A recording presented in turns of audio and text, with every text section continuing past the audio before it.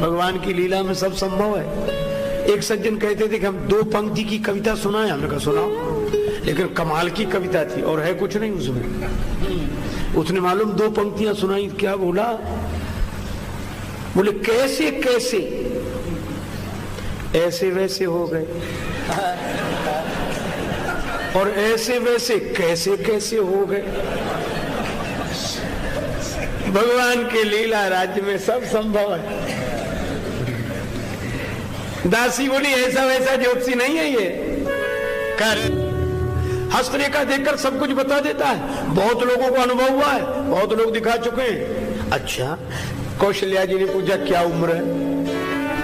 बूढ़ो बड़ो प्रामाणिक ब्राह्मण शंकर नाम सुहायो।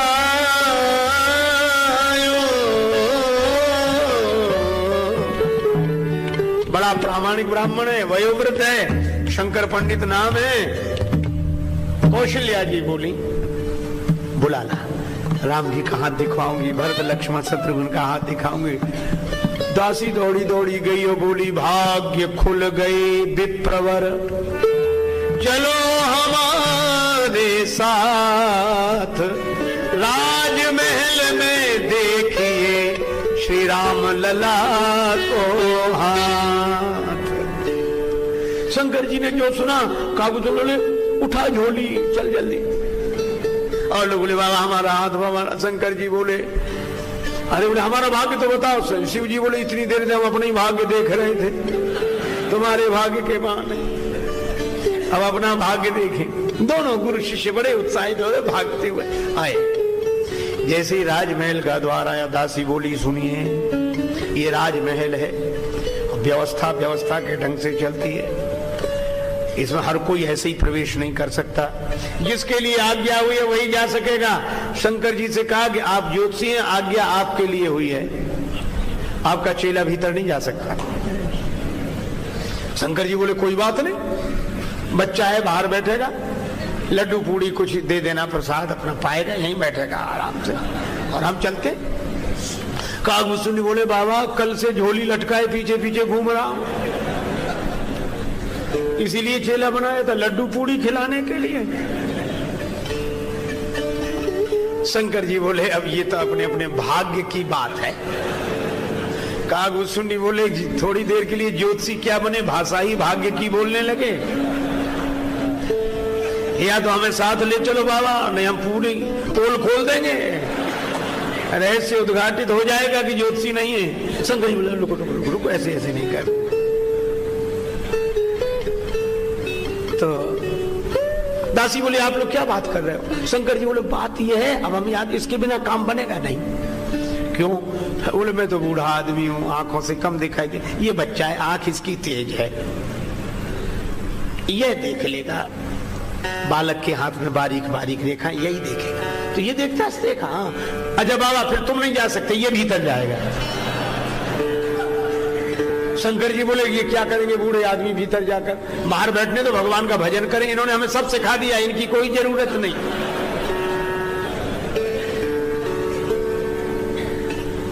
गुरु जी बोल, शंकर जी बोले अच्छा। कागभूषण बोले अपने अपने भाग्य की बात है।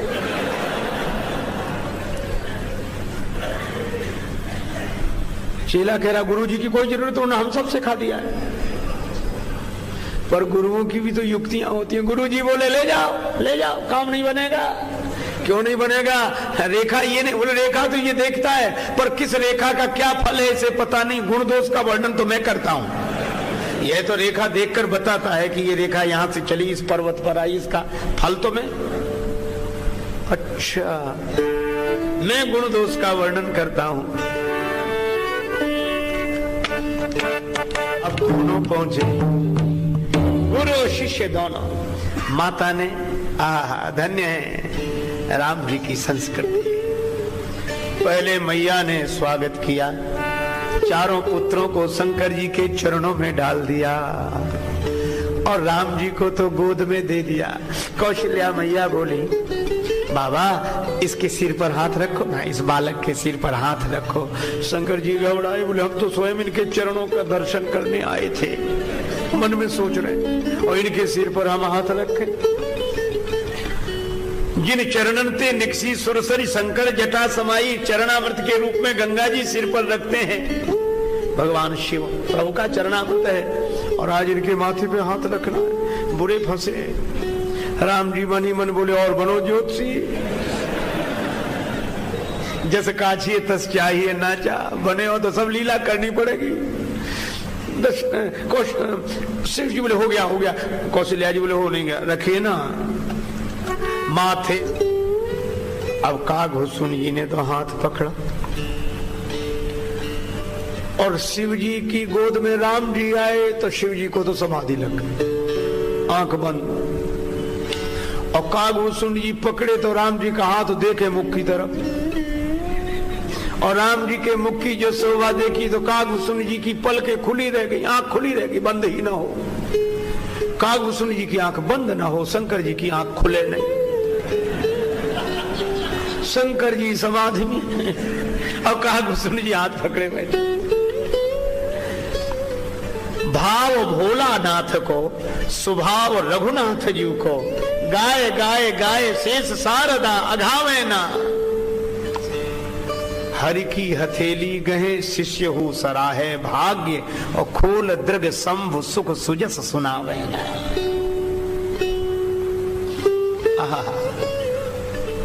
पर बड़ी देर हो गई। मैया कौशल्या ने दासी से कहा कि क्या हो रहा है? ये ऐसे वहां भी करते थे जहां देखते थे हाथ? दासी बोली वहां तो नहीं करते थे, यहीं कर रहे हैं,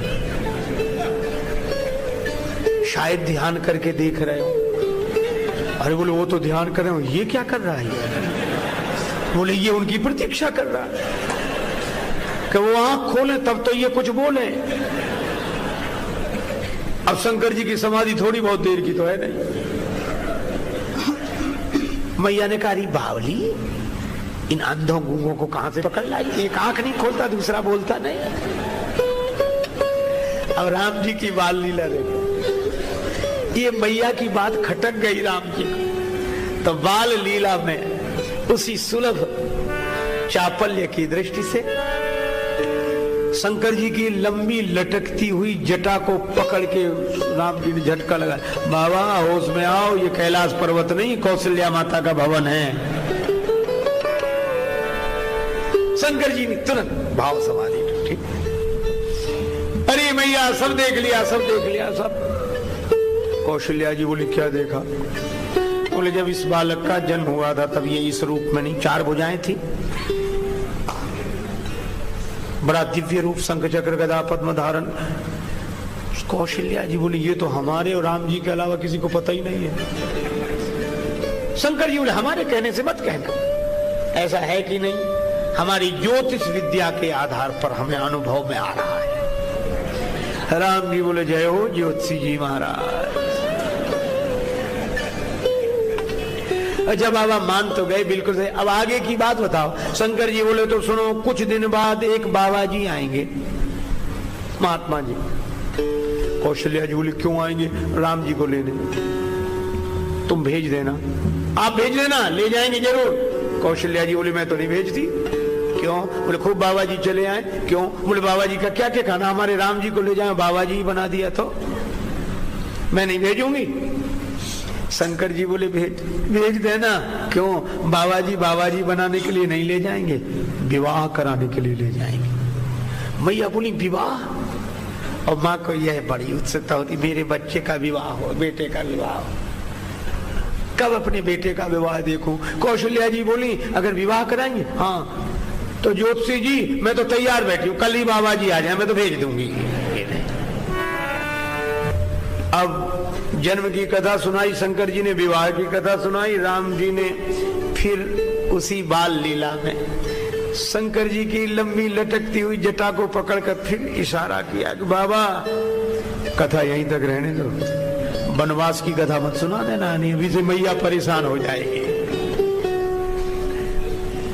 शंकर जी ने इतनी कथा शंकर जी ये कथा सुना रहे थे पार्वती जी को, ऐसे राम जी के बाल रूप का दर्शन करके आया हूँ।